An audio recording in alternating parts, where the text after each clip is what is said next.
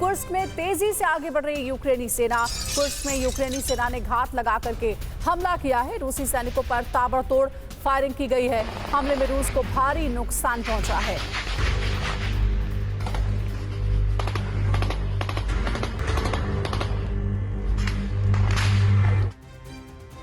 तो कुर्स्क में यूक्रेन का भीषण हमला और लाइव रिपोर्टिंग के दौरान ड्रोन अटैक की तस्वीरें सामने आई हैं। बाल बाल बची रिपोर्टर की जान। रूसी सैन्य अड्डे पर हमला हुआ और इसी दौरान ये तस्वीरें कैद हुई हैं। कुर्स्क में यूक्रेन का ये अटैक हुआ और इस दौरान रिपोर्टर वहां मौजूद। रिपोर्टिंग के दौरान ही ये ड्रोन अटैक हुआ। रिपोर्टर की जान बाल बाल बची।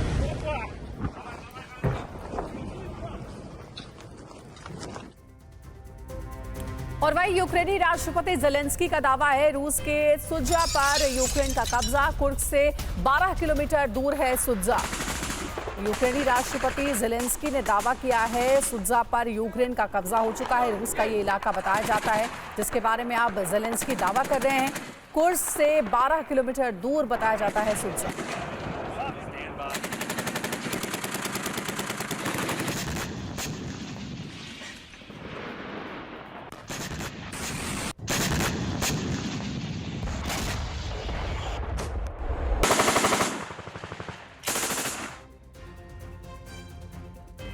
तो यूक्रेन के इस बड़े हमले के बाद रूसी धरती का कुर्स्क का मानचित्र तेजी से बदल रहा है। यूक्रेनी सेना लगातार कुर्स्क में आगे बढ़ रही है। यूक्रेन का दावा है कि यूक्रेनी सेना सुत्जा कस्बे के अंदर घुस गई है।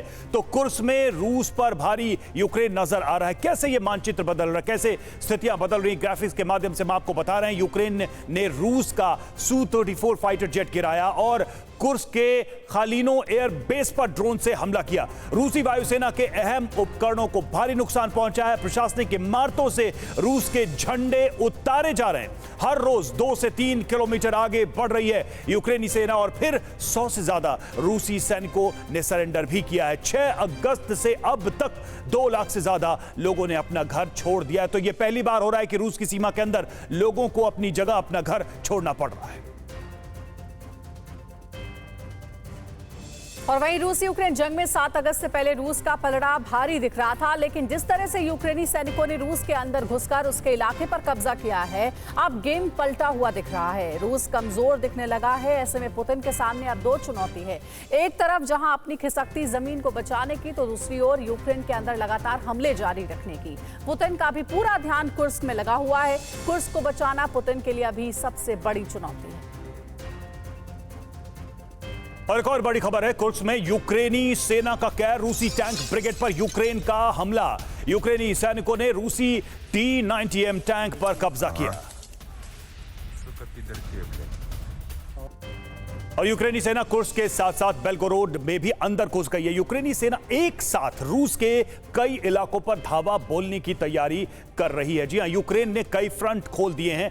कुर्स्क के साथ बेल्गोरोड में यूक्रेनी सैनिकों का हमला और वेरोनिश, ब्रियांस्क और ओरियोल पर भी हमले की तैयारी है। रूस ने कुर्स्क के साथ बेल्गोरोड में भी तैनाती शुरू कर दी है। बेल्गोरोड में रूस ने भारी बख्तरबंद वाहनों को भेजा है। टैंक, आर्टिलरी के साथ कई घातक हथियारों की तैनाती की गई है। बेल्गोरोड के गवर्नर ने अधिकारियों के साथ बैठक भी की है। तो यूक्रेन ने कई फ्रंट पर अब मोर्चा खोल दिया है रूस को घेरने के लिए।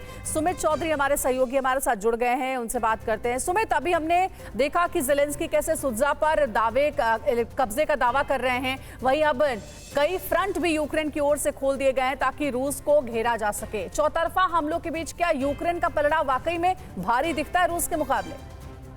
देखिए, ये बात तो तय है कि यूक्रेन ने रूस को एक बड़ा सरप्राइज के साथ साथ अपने इस पूरी जंग में एक बड़ी बढ़त तो बना ली है। कुर्स्क के अलावा अगर बात करें बेल्गोरोड की, तो ऐसा भी कहा जा रहा है कि बेल्गोरोड के 7 किलोमीटर के दायरे के अंदर यूक्रेन की सेना ने अपने इलाकों को या रूस के इलाके को होल्ड अप कर दिया। लेकिन सबसे बड़ी दिक्कत अब यूक्रेन के लिए भी यह है कि जिन इलाकों में उन्होंने ऑफेंसिव ऑपरेशन चलाए थे, जिन इलाकों में पिछले कई दिनों से वो घुसकर बैठ गए हैं, क्या उनको पकड़ पाएंगे, क्या उनको होल्ड अप कर पाएंगे? यही सबसे बड़ा चैलेंज है। और अगर आप देखें पिछले 48 घंटे में रूस की सेना ने सबसे ज्यादा, अगर आप देखें, इन इलाकों में अपने Su-34 की मदद से भयंकर एयर स्ट्राइक्स की, अपनी आर्टिलरी गन्स, अपने दूसरी जो इन्फेंट्री ऑपरेशन है वो बहुत ज्यादा इंटेंसिफाई कर दिए हैं, बहुत ज्यादा तेज कर दी हैं। और यही यूक्रेन के लिए सरदर्द बन गए, क्योंकि यूक्रेन इन इलाकों को ज्यादा देर तक होल्ड अप नहीं कर पा रहा। और रूस लगातार ये कह रहा है कि ये करना या फिर ये ऑफेंसिव ऑपरेशन चलाना यूक्रेन की मादा नहीं है, ये यूक्रेन के बस की नहीं है। ये यूक्रेन के पीछे नाटो देश हैं जो सब मिलकर रूस के साथ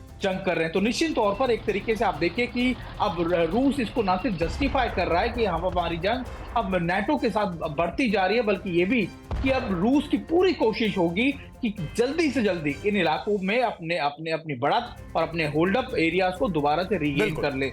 और यही जंग का इस समय सबसे ज्यादा आप कह सकते हैं विध्वंसक दौर भी है, क्योंकि अगर रूस ऐसा नहीं कर पाता तो फिर निश्चित तौर पर रूस बड़े कदम भी उठाएगा। और ये भी सुमित महत्वपूर्ण है कि रूस किस तरह से वापसी करता है इस जंग में, यानी कि यूक्रेन ने जो बढ़त बनाई है उसको खत्म कैसे करता है, क्योंकि रूस की तरफ से भी बड़े घातक कदम उठाए जा सकते हैं। शुक्रिया सुमित आपका हमसे जुड़ने के लिए।